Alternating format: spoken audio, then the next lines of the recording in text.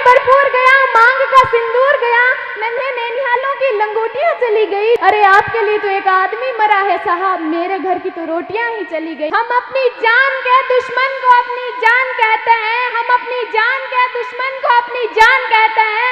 मोहब्बत की इसी माटी को हिंदुस्तान कहते हैं, मोहब्बत की इसी माटी को हिंदुस्तान कहते हैं।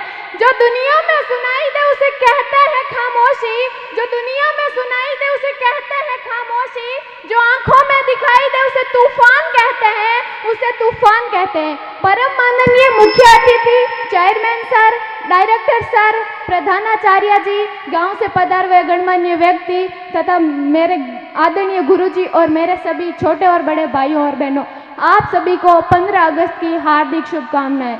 मैं पूजा गोदेरा, क्लास 11 साइंस है।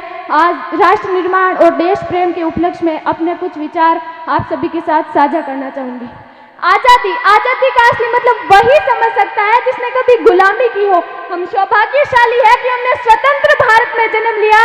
यूं तो आजादी की लौ 1857 में ही जल चुकी थी, जो 1947 में हमारे देश को आजाद कराई। प्राचीन, मध्यकालीन और वर्तमान भारत के उदाहरणों से मैं स्पष्ट करना चाहूंगी कि जब हम फिरंगियों के फेरे में फंस गए थे तो रंग दे बसंती चोला की एक आवाज पर टोलों के टोले उमड़ाते थे और उनके इंकलाब जिंदाबाद और वंदे मातरम के नारों से खून में आ जाने वाला 5-5 डिग्री का तूफान अंग्रेजी शासन की जड़ें हिला देता था। उसके बाद 62, 65 और 71 के युद्धों में अपना सुहाग गवा देने वाली औरत जब घर के हालात यूं हो जाया करते कि प्यार भी भरपूर गया, मांग का सिंदूर गया, नन्हे नैनिहालों की लंगोटियां चली गई, छोटी छोटी बेटियों की चोटियां चली गई, बाप की कमाई गई, भाई की पढ़ाई गई, एक ऐसा विस्फोट हुआ पता ही चला नहीं, पूरे जिस्म की कई बोटियां चली गई, पूरे जिस्म की कई बोटियां चली गई। अरे आपके लिए तो एक आदमी मरा है साहब, मेरे घर की तो रोटियां ही चली गई, मेरे घर की तो रोटियां ही चली गई। इस तरह पूरा परिवार अपनी देशभक्ति साबित कर रहा होता था।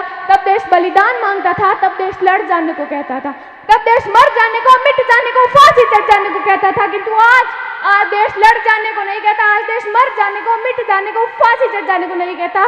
बल्कि मेरे विचार में यदि कोई व्यक्ति अपने काम पूरी मेहनत, पूरी लगन और पूरी ईमानदारी से करे तो वही सबसे बड़ा देशभक्त है। मैं नहीं मानती कि फेसबुक, व्हाट्सएप और इंस्टाग्राम की डीपी को 3 रंग में रंगना ही देशभक्ति है।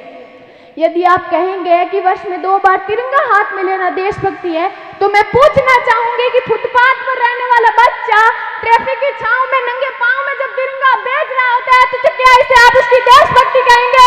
नहीं, ये उसकी देशभक्ति नहीं है, उसके पेट के भूख की शक्ति है जो उसे ऐसा करने पर मजबूर करती है। क्योंकि ना वो मस्जिद को जानते हैं, ना वो शिवालयों को जानते हैं, क्योंकि ना वो मस्जिद को जानते हैं, ना वो शिवालयों को जानते हैं। वो पेट के भूखे हैं साहब, वो केवल भोजन के निवालों को जानते हैं, वो केवल भोजन के निवालों को जानते हैं।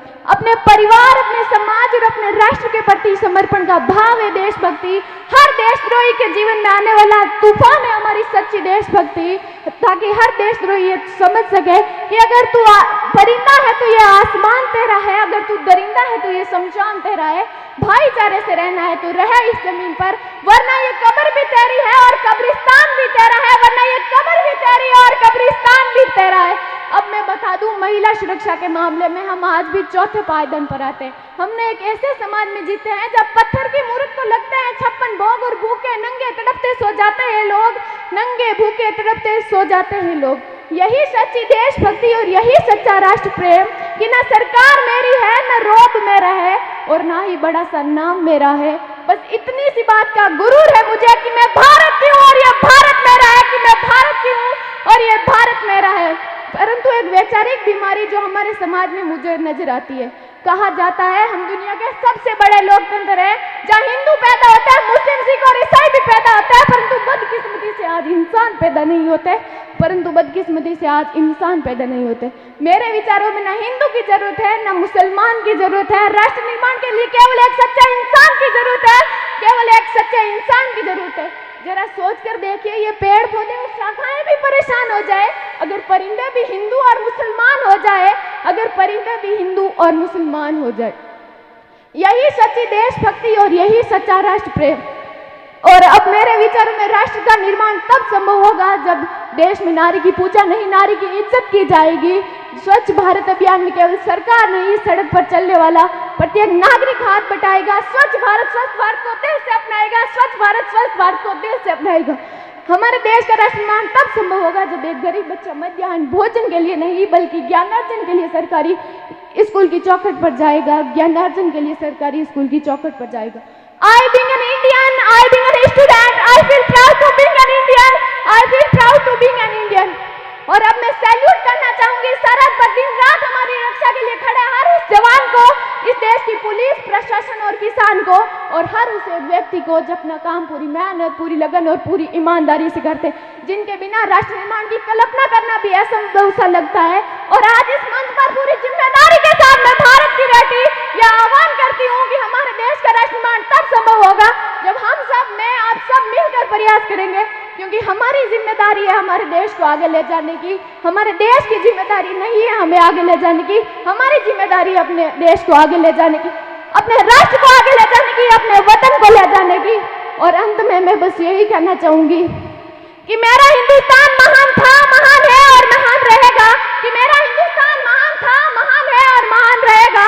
होगा हौसला सबके दिलों में बुलंद तो एक दिन पाकिस्तान भी जय हिंद कहेगा, एक दिन पाकिस्तान भी जय हिंद कहेगा।